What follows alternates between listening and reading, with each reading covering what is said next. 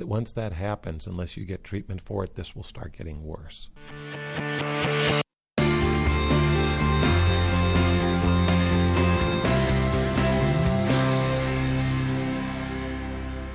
Hey everybody, welcome back to episode 7 of The Squad Room. I am your host, Garrett Teslaw. I am an active duty police sergeant with the Sheriff's Department in Southern California, and I'm the host of this little experiment. The Squad Room is a podcast devoted to optimizing the physical, emotional, mental, environmental, and occupational health and wellness of law enforcement officers and first responders all over the world. I came up with this idea for this podcast because I needed to search for some answers to help improve my life and my lifestyle. I needed to lose weight, get better sleep, have better relations with my family and friends, and feel like a normal human being most of the time. Something that's not always easy to do in our profession, feeling normal. So, I came up with this idea. I am a 10-year veteran in my department, most of my time on patrol, but I've also held assignments in gang enforcement, courts, and in community resources, or arts and crafts as I like to call it. I'm the father of 2 young kids, ages 6, soon to be 7, and 3, soon to be 4, and I have my hands full. I'm on night shift right now, and life is miserable because of it. Well, that's not true. It's not miserable, but it's tough. So we're trying to tackle some of the things that we have to address because of the way we do things and the way that we have to live our lives. We have a very important episode today, and I don't want you to fast forward through this because it doesn't sound like a fun one, because it's not, but it's important. We can't always make it alone. Many of us have been through a critical incident or something on the job that stays with us. And it's not just returning veterans and military personnel that are susceptible to things like post-traumatic stress. We also have to be aware of the fact that we, first responders, peace officers, are on the front lines and that we see things that nobody should have to see in their life. We experience things that nobody should have to experience in their life. And we signed up for that, and we know that. And we were prepared for that. But you can't prepare for how you are going to react. You might think you know how you're going to react or how you'll deal with a situation, but you don't know until you go through it. And then, sometimes, it's too late. So, to combat that, what we need to do is know how to ask for help. And the first way to know how to ask for help is to know what symptoms, to know the signs.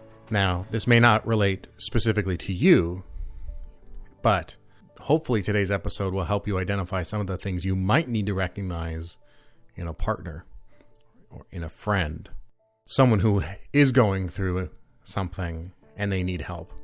And maybe my hope is that today's episode will help you identify some of those red flags that will prevent something horrible from happening either to yourself or to a partner or to a loved one. So today's episode is largely about post-traumatic stress. Our guest is Dr. Joel Fay. He is legit. Dr. Fay was an LAPD officer, and then he lateraled over to San Rafael in the Bay Area, and he was there for many years until he went and got his degree in psychology, and he is now a counselor, and he specializes in treating law enforcement. I first met Dr. Fay a couple years ago when I went through the crisis intervention training, and he was one of the speakers and one of the instructors. He gives a great presentation in that class, and he reiterates some of it on today's episode. He runs a retreat for responders and spouses of responders who are dealing with post-traumatic stress or who have suffered through a critical incident. He has the right perspective of someone who has done this job and understands this job more intimately than most any other psychologist or psychiatrist could ever possibly know. Because of that, I trust him explicitly and implicitly. So please listen to today's episode. Like I said, don't skip it. It's important information. We'll have a lot of resources and contact information within the show that you can use to reach out for help if you need it. As always, you can always reach out to us. Our email is squadroompodcast@gmail.com. Our Twitter is @thesquadroom. Same for Instagram. You can subscribe to the show to get more information on iTunes. If you do like the shows, please leave a review on iTunes. It's very helpful for us to get the word out on important topics like today. So here we are with Dr. Fay.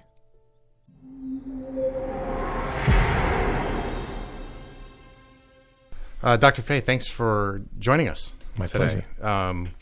You are a psychologist, Right. and you specialize in treating police officers and first responders, right? That's correct. So, so that our audience knows that you've walked the walk that you talk in your practice. Can you tell us a little bit about your history before you decided to go and pursue psychology? Sure. I was a police officer for 32 years. I retired a little over 4 years ago. I worked in the military. I was a criminal investigator with the Criminal Investigation Division. Then I was with LAPD, and then I was with the San Rafael Police Department. Had a bunch of different jobs, from investigator to patrol, FTO, on SWAT for 11 years, hostage negotiator, peer support member. And for a long period of time, what I did was work with seriously mentally ill people and help them get out of jail and into treatment. And now, part of your training is that you teach you are part of a crisis intervention training, Yes. right? Which is becoming more and more popular. And As police departments are getting sued, as police officers are getting hurt, and as we're hurting mentally ill people, it's becoming increasingly popular to provide officers with some understanding of how to work with people in crisis. And since pursuing your degree in psychology and focusing on police work, what are some of the things that you're doing now from your practice perspective? Well, I have a private practice where I treat emergency responders, not all, but 90% emergency responders. It also seems about 90% of it is post-traumatic stress-related treatment. I'm the clinical director of a program I helped start called the First Responder Support Network, and we have two programs. One's the West Coast Post-Trauma Retreat, and the other is SOS. SOS is Significant Others and Spouses. So through WCPR, we treat emergency responders for PTSD. It's a 6-day residential program, and SOS provides similar but different treatment to spouses of responders. Okay. So maybe we could talk about some of the stresses that you see that first responders face. I mean, we all know some of them with juggling the lifestyle and all that, but what are the manifestations that you see in your practice? Well, part of it is responders are just like everybody else. So they have good relationships, they have bad relationships. They are doing fine financially, they're filing for bankruptcy. So like everyone else, they have sick parents. So there's all those stressors. Then there's the additional stressors of working a job assignment where, while statistically it's not the highest risk profession for being killed in the line of duty, it's really the only profession where if you die, you're dying most likely because someone deliberately killed you for what you do. So you go to work with that understanding, and your families know you leave to work with that understanding. That's a tough one. That sounds big. That's a lot. That's a lot to carry. It is. Is that why I feel like we're so susceptible to stress, or are there other environmental factors or training issues that make us susceptible to that? Well, I don't know that we're more susceptible to stress. I actually think as a class, we are much better than the average person out there. In order to become a police officer, you have to have a psychological screening. That screening, which is done by psychologists who really have been trained to do screening for officers, you have to be found free of defects, is how it's worded. But it's a lot about the culture, that within our culture, getting help is seen as a weakness frequently. Now, I think that's changing. I think there's a new culture that's really been forming. But for many, many years, and still now, it's like if you say you need help, what's wrong with you? Why can't you, pull yourself up? Why can't you make this work? So as a result of that, I think we wait too long to get help. So then we have the stressors of responding to calls of, not everybody tries to kill you, but unfortunately that doesn't happen very often. But you see a lot of bad things, whether it's a traffic accident, kid dies of SIDS, child abuse, or just somebody's home is burglarized and they're totally upset about that. You see all of those things repeatedly. You get exposed to more levels of trauma, more types of trauma, in just a few years than most people have in their lifetime. So maybe this is a good point to ask you to define what PTSD is, or post-traumatic stress disorder. Right. So, well, first I'd like to refer to it often as post-traumatic stress injury, because when I say injury, it means you can recover. Mm-hmm. We've all been injured from something, and then we get better. So when you say post-traumatic stress disorder, which is the technical name for it, that sort of indicates like you'll never get better, like schizophrenia. You know, once you have it, you're screwed the rest of your life. Yeah. And I don't believe that's necessarily the case. I think you can recover. I don't think, depending on how severe the PTSD is, you may not have a complete recovery in that it's gone, but you can get a lot better. But it's a series of symptoms. There are 20 current symptoms for PTSD. There are, of those 20, they fall into 4 different categories. And you need 6 symptoms. It's there's 1 in one column, 1 in another, and then 2 in 2. So you need 6 out of 20 symptoms for a PTSD diagnosis. And while there are some symptoms that everybody has, there are some that some people don't get. The more severe, the more symptoms. I was going to. You stole my follow-up question about the disorder, the D in disorder, because what little I know about it, it seems like that your body's response to that stress is appropriate. Like, right. to suggest that it's a disorder would suggest your body is out of order in how it responds to that stress, versus right. That's the normal way that your body responds to those things, or your mind. Yeah. Okay, so I like that. Not to get off topic, but I was diagnosed, and I've talked about this before, with shift work sleep disorder. Mm-hmm. And I thought that was sort of a ridiculous diagnosis, because I'm tired and fatigued and I'm cranky. Right. That's exactly what my body's response should be to being tired and sleeping during the day instead of the night. So, okay. What do they do for, you have to just sleep better? You just sleep better. Yeah. There's not much to do. Maybe some Ambien, but I hate that stuff. Yeah. So can post-traumatic stress, we'll call it that, if that's all right. Post-traumatic stress, can that be... The military that has certainly brought this more into the national discussion, and the fact that the military personnel are dealing with this on such a heavy level. But often we hear about it as a result of an IED explosion or a gunfight or a specific event that they had to go through that caused this. Can PTSD be cumulative over the course of a career, not any one specific thing, but like you said, just kind of going to these traffic accidents and the SIDS and the burglaries and all those? Can that cause PTS, post-traumatic stress? So the way the DSM works, which is the Diagnostic Statistical Manual of Mental Disorders, the way it works is it says you can get PTSD in one of 3 ways. You have to be exposed to either death, someone actually tried to kill you or threatened to kill you. Someone actually tried to hurt you or threatened to hurt you. Someone actually tried to inflict sexual assault on you in some way or threatened to do that to you. And you have to have one of those 3 things happen in one of different ways. So one is it could happen to you. So someone tried to do that. It could happen, you saw it happen to a friend. Someone tried to kill your friend. It happened to someone you love. Or what they call repeated exposure to aversive details of an incident. So like sex crime investigators, CSI investigators, people like that.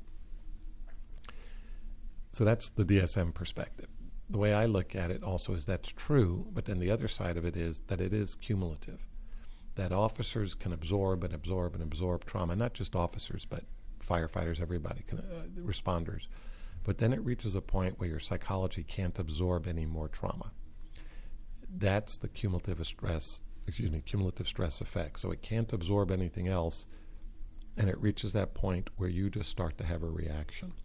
Unfortunately, when you have a cumulative stress reaction, it comes out in a very uncontrolled way. So you're thinking, you're driving home and you had a call that wasn't terrible, it was all right, a little screwed up. And then you start to cry, or you have a panic attack, or you're terrified about coming back to work, and you don't even understand, why would I be terrified about coming back to work? Why does the thought of walking into that department, which I've done 10,000 times, why does the thought of that scare the hell out of me?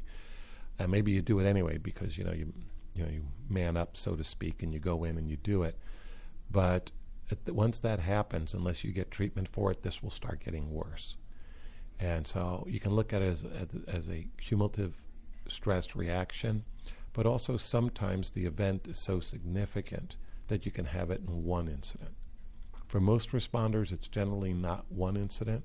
There might be one truly horrific incident that just happened, but they have a history of other events as well. Okay. What are some of those? You mentioned the kind of the anxiety or panic attacks. Are there other things that are red flags or identifiers for people? Well, it just depends on how they go at it, but certainly anxiety is a big one. Depression's another one. Nightmares, difficulty sleeping, which are some of the main symptoms of PTSD.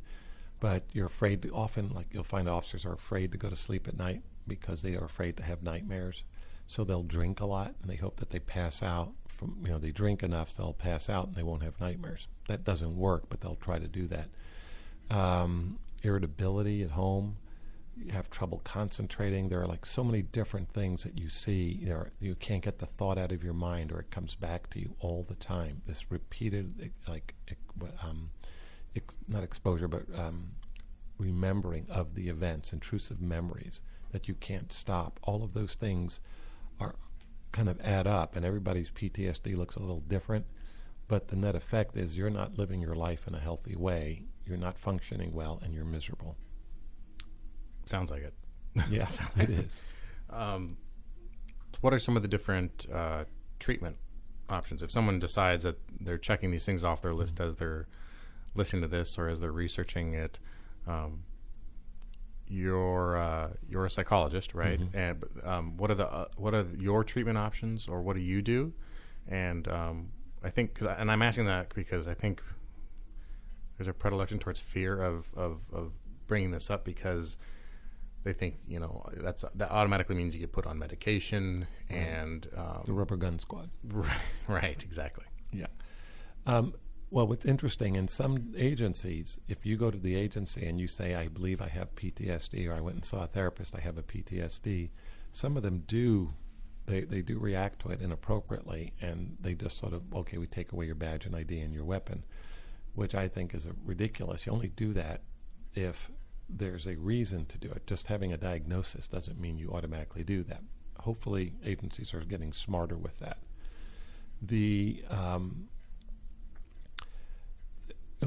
I think the best thing you can do to stay psychologically healthy is to stay physically healthy. Exercise, I think, is vitally important. There are so many reasons why exercise helps, and you think, okay, I don't like to run. Fine, work in a garden, do yoga, go for walks. There's so many things you can do to stay healthy. And being outside, I mean, there's the benefits of, you have the endorphin rush, you have oxytocin gets released. If you exercise, you increase the serotonin in your brain. There are so many reasons to exercise. So if you maintain a good, healthy exercise program, they recommend about 2.5 hours a week. It will help you psychologically because you will process things through. And you do that whether or not you have PTSD. You should do it your entire career, and don't give it up because you have PTSD. Keep doing it. Then, you can talk to friends. Talking helps. You can talk to friends. You can talk to a chaplain. You can talk to a therapist. There are lots of different ways to talk. The difference is that a therapist will talk to you in generally based on theory and science to try to help you recover. So there are different strategies that therapists might use. You probably have heard of things like cognitive behavioral therapy is a real big name of type of therapy out there that works very well with PTSD. I personally do a lot of EMDR, which stands for eye movement desensitization and reprocessing, and that's a technique for reducing the emotional impact of a memory. Very effective with PTSD. You'll hear people talk about prolonged exposure, or another therapy, it's ART, A-R-T, and I just can't remember what that stands for at the moment. So there are lots of different therapies that people can use to help a person recover. What works for one person may not work for another. Peer support is an excellent thing. It's like nothing like sitting down with somebody who's been where you are, and to offer and to just to talk about what happens and how you're feeling, and to normalize those feelings for you. So there's a lot of kind of therapy you can do. And yes, medication is, when you think of PTSD, it's on a continuum, It goes from people who have PTSD that come into work every day, do their job, function pretty well in life, but are struggling a little bit. And you never know it, they just show up and do their job. And then you have others whose PTSD is so severe, we can't get them to leave their home. Somewhere in the middle of that is kind of a line that once you cross over that line, you really need medication. You know, I always tell people misery's optional. You get to decide what it is you want to do, how much treatment you want to engage in, but I will tell you everything that I know that will help get you better. You get to decide. So I might tell you, you need to stop drinking a bottle of wine a day. That's not going to help in your recovery. You can choose to keep drinking. You could choose to stop. I might say, you should really be on medication. You can choose to take that or not. You should be in therapy. You might choose to do that or not. But I will give you the choices. You get to decide what you want to do. Okay. What are some of the other mental or physical, again, the word disorder I have here, but the disorders related to stress or shift work that aren't PTSD that you might see in some of your patients? Certainly depression, definitely. And anxiety as well. But depression, I would say, would be bigger. And often people with PTSD are often diagnosed with depression as well. PTSD is an anxiety disorder. So saying you have PTSD and anxiety, it can be a little redundant, but you can have PTSD with panic attacks or PTSD without panic attacks. That can vary. And then, sort of generally, it's not a diagnosis, but sort of you're not thriving. You're not having a good life. I hate to use that Kaiser, thrive. Mm-hmm. But, if you have a decent job, you're making good money, your work has meaning, you have a family that cares about you, and you're just not a happy person, you got to wonder, why is that happening? And sometimes when you're exposed to this corrosive nature of responder work, you just kind of decide everybody's an idiot, there's no good people out there, it's us against them, and you sort of develop this mindset that isn't helpful. And if you get sucked into that, that can be problematic. This is obviously a rough time to be a peace officer nationwide. Yeah. There's a lot going on, and there's a lot of that. I think that attitude is becoming more pervasive because it's easier. It's easier to go feel that way, that people are idiots and that it's us versus them, and it's easier to feel that way than it is to go to work every day optimistic and to try and see the silver lining, so to speak. I guess. What are some of do you have any recommendations or things you give your clients to maybe combat that on a daily level or just on a practical level in their lives? It's a tough one, and right now, with everything from Baltimore and North Carolina, and just all over the country, there's these, law enforcement's really being portrayed in a negative way. That, one of the things I say, it's not scientific, but I believe it, is you got to have a lot of friends outside of police work. If you only hang out with police officers, you're just constantly exposed to that negative stuff. You go to a barbecue with a bunch of cops, they're all going to start telling stories about things that happen at work. You want to go to a barbecue with people that know nothing about police work. So you talk about, the sports, or you talk about what's going on in the community, or you just, talk about some stuff in the news. But, it's the stuff normal people talk about. Mm-hmm. And I think the more friends you can have outside of the police world, the healthier you will be in the long run. Things I'm exploring as part of this project, too, are things like that I found maybe in line with this gratitude journal, and just writing down a daily, what I'm thankful for, or what I think went well that day, or what could have been better. Mm-hmm. That's probably the best one, is what could have been better, is the mindfulness of how to improve, maybe. Do you see people applying stuff like meditation? There's a lot of talk now about the use of meditation within law enforcement or within the treatment of trauma. But I know when you say meditation to police officers, they think of somebody sitting in a room wearing a yogi outfit and long hair with their legs crossed, right, or something.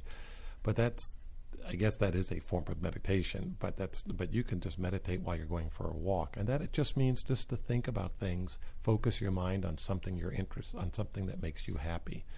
I had an officer tell me the other day he takes time every day to think about what makes his heart smile. That's just a great image, when I think about a heart smiling. I also I encourage folks that when you wake up in the morning, to think of 3 things you're grateful for. Now, you don't have to do this every day, but it's just kind of a good reminder. And not too long ago, I was in Africa and did the safari thing, and it was amazing. But when I came back from Africa, part of my 3 things was I have electricity. I don't know hunger.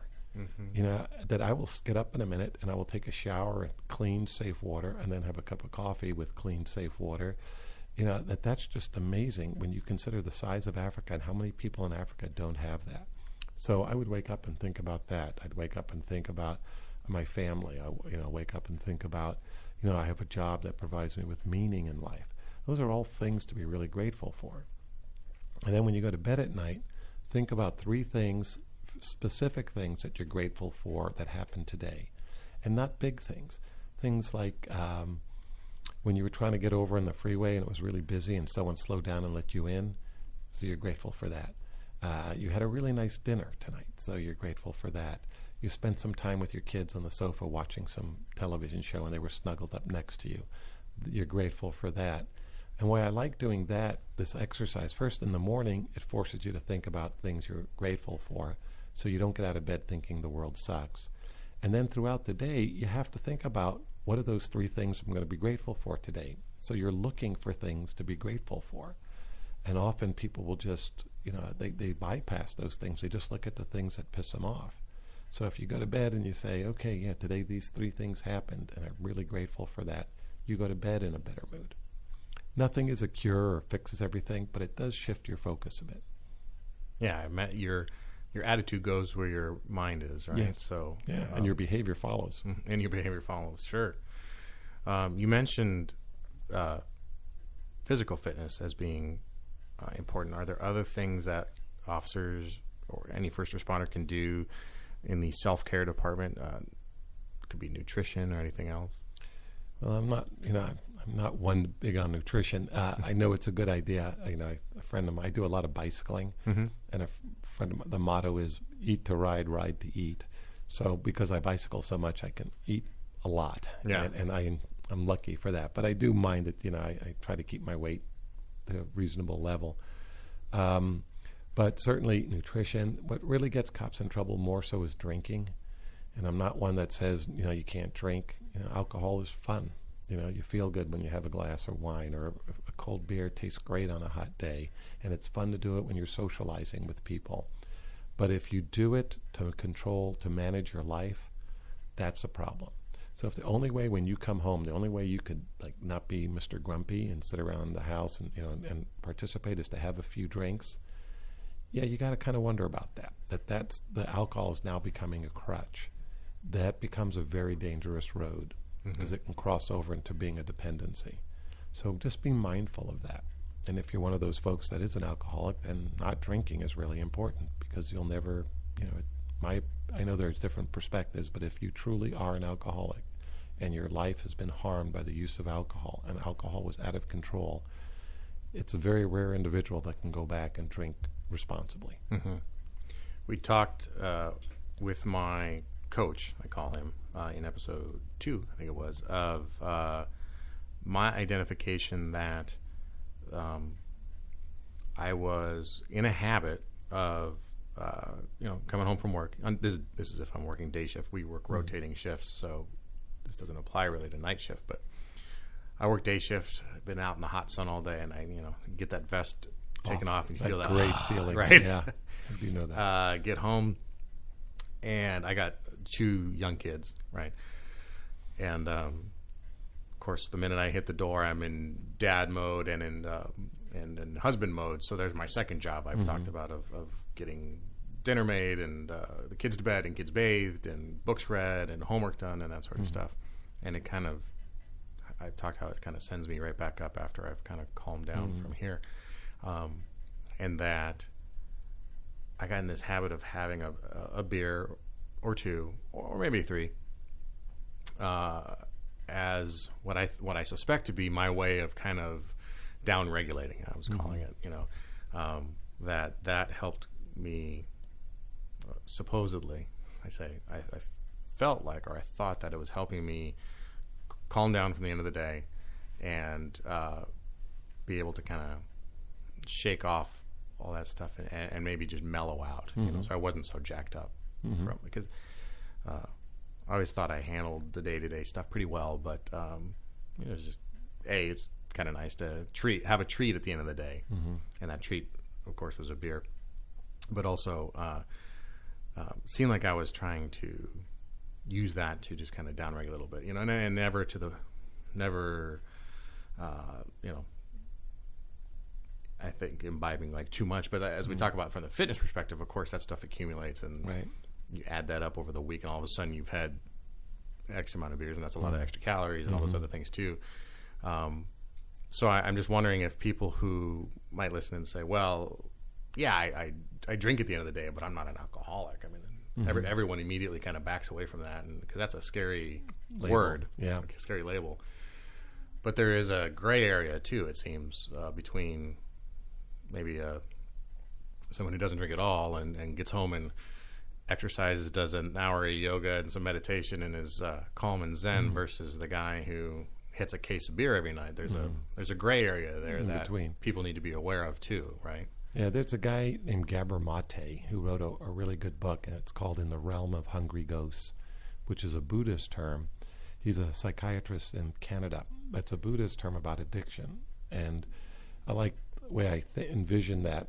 It's like a hungry ghost will keep eating everything. You can never satisfy a hungry ghost. And if you truly have an addiction, you could never satisfy an addiction. There's not enough alcohol in the world to satisfy your addiction, that you would finally drink that last bottle of beer and you go, well, that's it, I'm done. I've had enough now. You will keep doing it. And he has a great question that he asks people, and I like it. It's, if given the harm you are doing to yourself and others, are you willing to stop? Whatever the behavior is. And if you're not willing to stop, you have a problem. And then it's up to you to decide if you want to stop. Whether it's alcohol, gambling, sex, whatever it is, it's your choice. Interesting. I'll post a link for that book in our show notes too. A topic that's commonly talked about too is, maybe we're talking about stress inoculation. Is that even possible? Yeah.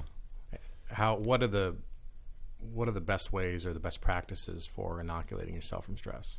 Well, first it's about training. To understand what you're experiencing, understanding that, like, what is PTSD, what is cumulative stress, to recognize when you're having the reaction.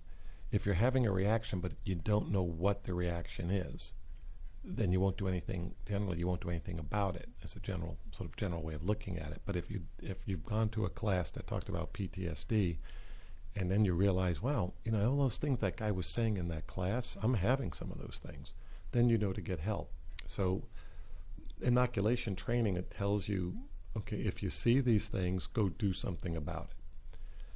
Then the other part of it is inoculation training tells you what to do before you have these things happen to you. So exercise, things we're talking about, eat well, have relationships, do things that make you feel good about you, do things that make your heart smile. Do all of those things, because that's going to counterbalance the bad stuff. And you have to do those things. I don't care what job you have, but you got to do those things anyway just to maintain a healthy attitude about life.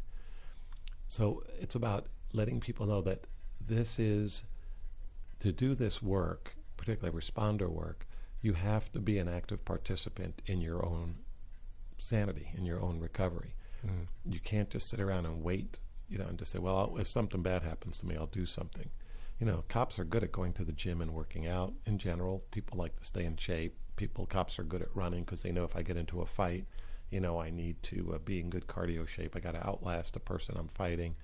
Well, I say the same thing psychologically. You got to know that if you get hurt psychologically, you want to be in good shape, have all these good resources in place that you're able to bring in support to help you get better. That's what stress inoculation is. It teaches you that. It's not, again, no magic cure. It just says this is what you should be doing, and if something bad happens, this is what you should look out for. Is mental rehearsal or mental training, like going through critical incidents in your head before they happen, like if this happens, my response is A, if this happens, my response is B, that kind of thing, are those helpful, or do you think those are just bringing up fake traumas? I don't think they bring up fake traumas. It's not an area really that I deal with. It's more of that's part of a training area. But I know that doing that FATS, the what do they call firearms simulation program, the video, right, the shooting at the video, those things are helpful. We know that if you go to the range and you have a cup of coffee in one hand and you fire a couple rounds and have another sip and fire a few rounds, you're not really training under stressful conditions. But you go to the range and you have to run, engage multiple targets, things like that, you're going to be better prepared to respond to real stress in your life, high stress situations. So we do want you going out there and doing those activities. So I don't know if that answered the question. Yeah. It seems like there's a lot. Yeah, I mean, the range is probably the best example of going out and trying to emulate a stressful environment. Right. And that seems to make sense for wanting to be able to function under those stressors. Right. And it doesn't hurt to say if I walk up on a car and the driver pulls a gun, I'm not going to freeze. I'm going to run to the back of the car and I'm going to get away from the line of fire, and then pull my gun and return fire. It doesn't hurt to play that in your mind. I don't think that's traumatizing. That's you're sort of rehearsing what you're going to do in that moment. Nothing wrong with that. Okay. Have you had success with officers returning to work after treatment or during treatment? Absolutely. The vast majority do return to work or never even stop working. They just continue on their job, or they need to get a little time off, they get a little tune-up, they're able to go back to work. Unfortunately, for some officers, whatever that level of trauma is, they just can't go back. I've seen it also where officers have, people talk about officer-involved shootings. Actually, the number one reason that cops, the number one category of calls that I believe affects op responders are calls involving children. Mm-hmm. Then it's officer-involved shootings. And but I've seen officer-involved shootings where the officer has killed somebody, and basically at that point, they don't want to ever kill anybody again. They don't want ever to be placed into a position where they might have to shoot somebody. They don't want to be required to take somebody's life. They kind of have PTSD, but really what it is, it's a moral issue for them. They simply cannot shoot anybody anymore. And, they just cannot be a police officer at that point. Mm-hmm. You touched on it at the beginning, saying that you thought PT as post-traumatic stress was becoming more acknowledged, more accepted as a real issue, but also as a manageable issue. Are you seeing more departments accepting of this or handling this more appropriately? And what are some of the things they might be doing that are best practices? Well, I see it getting better, but this is a big country, and it goes from departments that are like San Francisco PD is incredibly supportive. They have a very active peer support team, very active critical incident stress management program. They have an entire unit. I think it's 4 or 5 officers that do nothing but work on the mental health of their officers. If they have a drinking problem, they help you get into treatment. Very progressive. And then you have other agencies where people will do absolutely nothing. They don't believe in peer support. They don't believe in debriefings. So it really varies. But I think best practice is having a really good peer support team. And by the way, peer support, people think, you get in an officer-involved shooting, peer support shows up. I don't know how many officer-involved shootings Santa Barbara Sheriff's Department has, but I'm sure you don't have a dozen a year. It's a very small number. And so peer support's role overall for officer-involved shootings is a very small part of what peer support does. Peer support is there when your kid is sick, when your parents are ill, when you're going through, you're losing your home, for one reason or another, when you didn't get that promotion. All the things that we go through in life, that's what peer support does. And then when there's an officer-involved shooting, they can show up and help people at that point too. But that's, 1% of what peer support can do. It seems that if you have a robust peer support program in place, that it might actually prevent a lot of these things, because they do feel that community and attention and that's interesting. Well, like Alameda County Sheriff has a very, a very active peer support program, and those guys and gals are out there looking for people who are hurting before it affects their life. They're picking it up. They get, the people saying you might check in with so and so, he's not doing so well, or I think this guy's got a problem. They have, the joke, like for San Francisco PD, the joke is there are 1,700 informants on the San Francisco Police Department. They're all the cops. And they inform the stress unit who they think is not doing well. And that gives the stress unit a chance to try to reach out and help those folks. So that's a robust way of working with them. And you're right, you intervene before it becomes a problem, and then it's easier to treat. And a liability issue, too, for the department. If they're able to identify an officer who may have a rage problem or might be on a short fuse, right? Get them treatment and help before have a use of force. Before it makes the news at 6. Right. Yeah, and they pay $1 million in a lawsuit. Absolutely. Yeah, and it becomes a very expensive program you don't have. That's right. Exactly. If we have some department leaders listening, what are some of the things they can do to try and bring this back to their department or to implement wellness or peer support systems? It's so easy to do, and particularly in California, Post has a number of peer support programs that are approved. I teach one of those programs, but there are others. It's easy to create a peer support program in your agency. I think that you need to lead by example. Not to single anyone out, but Sheriff Ahern from Alameda County Sheriff's Department. I've been involved working with Alameda County for a while, and every critical incident that I've responded to where he has been a part of it, he's there leading the way. He's there telling people you need to take care of yourself, you need to get help, you need to support, your family's number one. He doesn't just, my understanding and talking to him, but in talking to the people who work there, is he doesn't just talk the talk, he walks the walk. You want to convince people that it's important to take care of your family, then you have to show that you do that. You have to show that you take care of yourself, so you have to show that you do things to take care of yourself and let people know you care about them. And whether that's the sheriff, the captain, the lieutenant, it's a organizational attitude, but it does start from the top. You mentioned taking care of family. That was the next thing I wanted to ask you about was can family members, children or spouses particularly, be susceptible to post-traumatic stress because of an officer's event? Yeah, we call that vicarious trauma. And that actually is a category because it's like your husband or your wife was involved in an incident and therefore you have a reaction to it. And at the trauma retreat, we started this SOS program I mentioned, and the first time we did it, it was about 3 days. The officers is 6 days. And so we did it for 3 days because we thought, we'll bring the women in, we'll give them food, we'll let them talk about what happened. It'll work out great. We'll just let them feel a little love. They'll be fine. We completely blew it. We absolutely underestimated the level of trauma that was experienced by the spouse. So now the spouse program is the same amount of time as the officers. It's 6 days long. Really? But there is a different focus. Whereas the officers, we have an AA meeting because it's more about the drinking. For the spouses, we have an Al-Anon meeting, which is more about codependency and what you want to do about the codependency issue. For the spouses, we have time. They do meditation. They do some other things. We don't do that with the officers. We figure that wouldn't fly very well. So we do a variety of, it's different, but the level of trauma that they're exposed to is very similar. And because for you, it might be, I almost died, but I survived.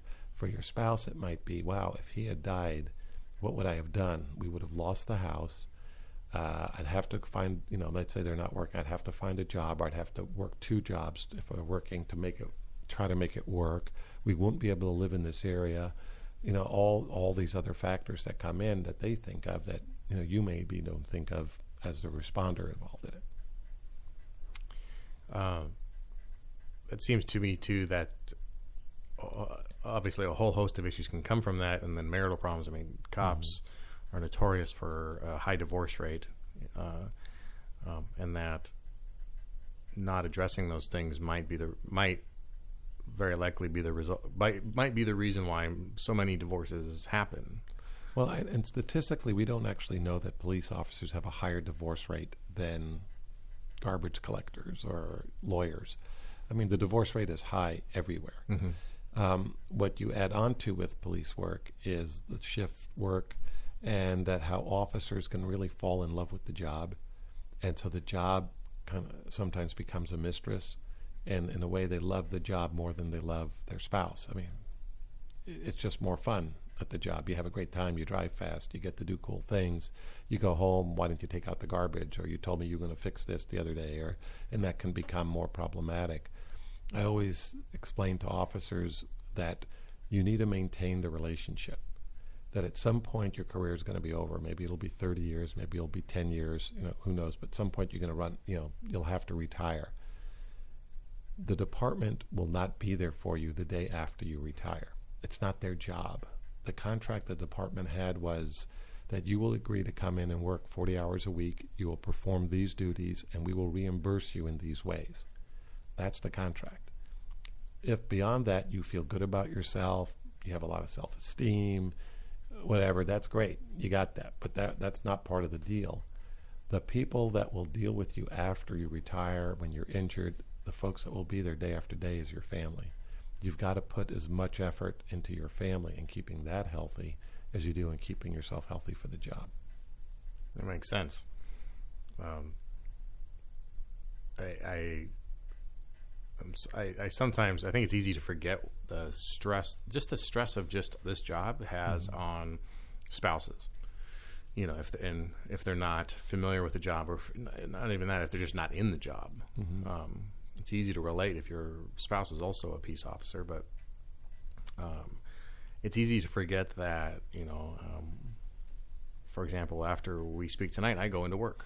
And I'm going to work my 12-hour shift all night. And that means that my wife is at home alone. Well, not alone, but she's home alone with 2 kids, right? And she's got all that parental roles to herself all night long. Right. In addition to once she puts them down, and she's had her long, stressful day at work, dealing with her stuff in a job that I don't understand versus the job that I have that she doesn't understand. Right.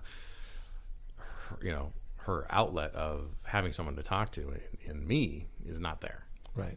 And I think it's important. I'm getting better at remembering that. But I think it's important for anyone who's got a spouse, not if they work or not, just the fact that if you're gone at night, that's not natural. And if you're gone on the weekends or on holidays and you're working, that's not quote unquote natural. Right. Because the vast majority of the population doesn't have to do that. Right. And there are plenty of shift workers in other professions that are gone those same hours. But when you add on top of it the stresses that we've talked about, and then this vicarious stress on them, it seems like that it takes a toll. It takes a toll, and we need to be mindful of that, but also maybe spend some of our efforts on making sure that we support our spouses as well. Absolutely. Now, that's my high view of the topic, and I'm not always successful at that. But that's part of this project, is trying to figure some of that stuff out too. Well, the blue collar comedy guy, that I forget which one it is, but the one that says "Happy wife, happy life," and when he says that in his thing, people and he says, "You can boo me if you want, but that's the truth, and you know it." And I think that's the truth. Having been married for quite a while, I think that's absolutely correct. Yeah. What are you talked about the retreats that you've done, and maybe you can talk a little bit about first of all how to learn about more about those, but also what those retreats entail. Sure. The retreats are you can learn about it. You can go on our website, frsn.org. That stands for First Responder Support Network.org, and we have a lot of information online about our programs. But they are generally 6 responders that come from all over the country, other countries as well. They come out to the retreat. They spend 6 days from Sunday to Friday We do a lot of work with them, a lot of education, a lot of therapy, and we help them process the incident. The goal of the retreat, I like to say it's a return to life program, not a return to work program. So if you're not working, our goal is not to get you back to work. Our goal is to get you back to life. And if getting back to life means you go back to work, that's cool, but that's not our goal. And there's a lot of peer support at the retreat. People who have gone through the program can come back and help other people go through the program. So they create these this really wonderful peer support network with folks. And we have probably 100 peers that come back and do that, and that's really an excellent part of the program. You have a pretty powerful video that's on your site. If you don't mind us linking to it, I'd like to post it on our site so people can get a sense of it and some of the stories that are told by those people. With help, life gets better. Yeah. It's I've seen it a couple times, but I watched it again yesterday. And it's just you realize that this is a legitimate issue, and it's just it's a matter of chance whether I'm exposed to that trauma or the opposite shift is exposed to that. It's just a matter of rolling the dice of where I'm assigned and what I happen to be doing, if I'm at work or not work, when those major events occur. Right. We've had some national news quality traumatic events over the last 2 years that just, again, roll the dice. I would have been responding to had it been just a different schedule, or a different day was picked by the suspect, or I hadn't taken the day off. Sometimes it's the fact you turned left instead of right. Exactly right. It's the way it works. Yeah, right. Yeah. So it's I think it's important for everyone to acknowledge that and understand that there are these people who are really truly suffering with this and doing their best in managing. But it's not like it's that's those. That guy had that problem, but that's not me. Well, that's just a matter of chance that it wasn't you. That's right. And that's probably a little scary to actually accept and acknowledge, but it's important to do that. Well, what people, particularly when they see people having a bad reaction, responders, when they see them having a bad reaction to trauma, there's a tendency to say, well, that wouldn't be me. I wouldn't do that. My experience is that you have no idea what you would do. I don't care what you say. I don't care how macho you are. When you are getting your ass kicked by a critical incident and you are getting this intense psychological reaction, doesn't matter how big your biceps are. We all have the same brain, and that brain can really, get affected. And you have to be kinder to the folks that are experiencing that. For anyone who's listening who thinks that they either thinks or knows that they need help or wants help, what are the first steps that you would suggest, actionable steps for them to take today to do that? Well, first, most agencies have an employee assistance program, an EAP program that offers a certain number of sessions. You can start with that because it won't cost you anything. But find a clinician that knows trauma, knows the responder culture. So generally you get 6 or 8 sessions. Sometimes you can get multiple sets of sessions. So see if you can find a therapist, go in and talk to that person. If the person you go into isn't the right person for you, it's not a good match, find somebody else. You can reach out and talk to, if you have a peer support team, talk to them. If you have chaplains, you could talk to them. Lots of things that you can do. And you can always call the trauma retreat. You can call us and talk to us, even if we're not trying to sell it to folks. By the way, we all volunteer for that retreat, so it's a nonprofit agency, and we all volunteer our time. You can call. We'd be glad to talk to you and give you our opinion and some ideas of what to do if you're being overwhelmed. Do you think, for those that are married or have a spouse, that getting them on board or talking to them first would be important, or should they maybe do the first 2 or 3 EAP sessions, kind of under the radar? In general, I really encourage good communication with the family. If you're going to therapy and you haven't told in my case, you haven't told your wife, that's I think if she finds out, I think the thing they'll think of is, what's wrong with the marriage? Like, are you trying to get out of the marriage or something? I don't know. I think they'll just go to that. Why wouldn't he tell me? Why wouldn't he tell me? So I think if you say, look, I'm struggling, at work. I'm struggling with some emotions. I don't know how to handle them. So I feel like I need to go in and get some help. My experience is the vast majority of spouses, like 99.9%, will say something like, good for you, I'm proud of you, go ahead and do that. I want to support you in your efforts. They will be there for you. Every once in a while you get an outlier that just doesn't like the idea that you have to go in and get help, or I don't know what it is. It gets a little weird, but fortunately those are very few.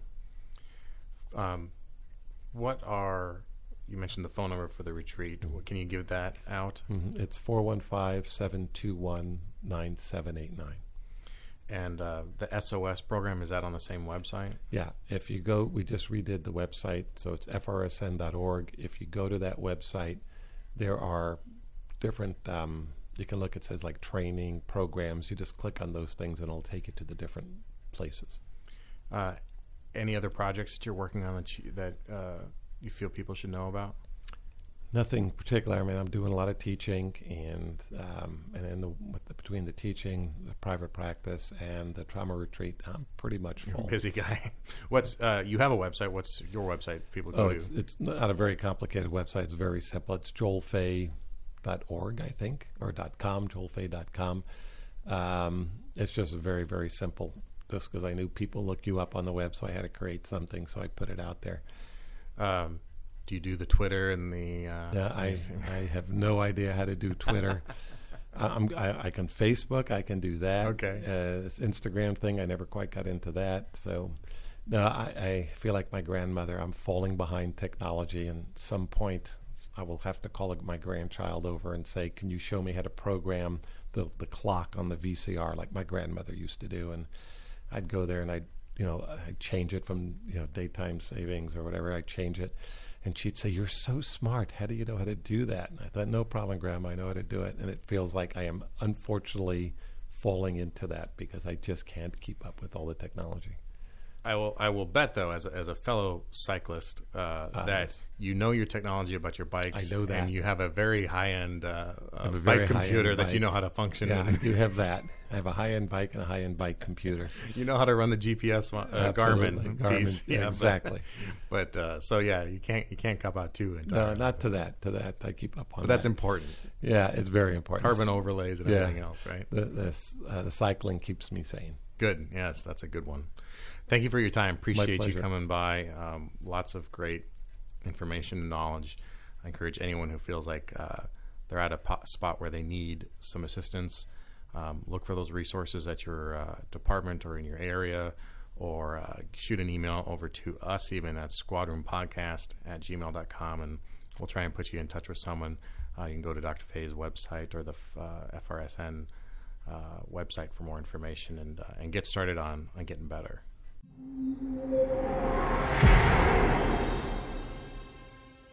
All right, thank you for listening to episode 7 of The Squad Room. Please, again, if you like the show, please leave us a review on iTunes. It really helps us spread the word about the show. It helps us get some exposure on iTunes, and then more people are able to come and find out some of this information.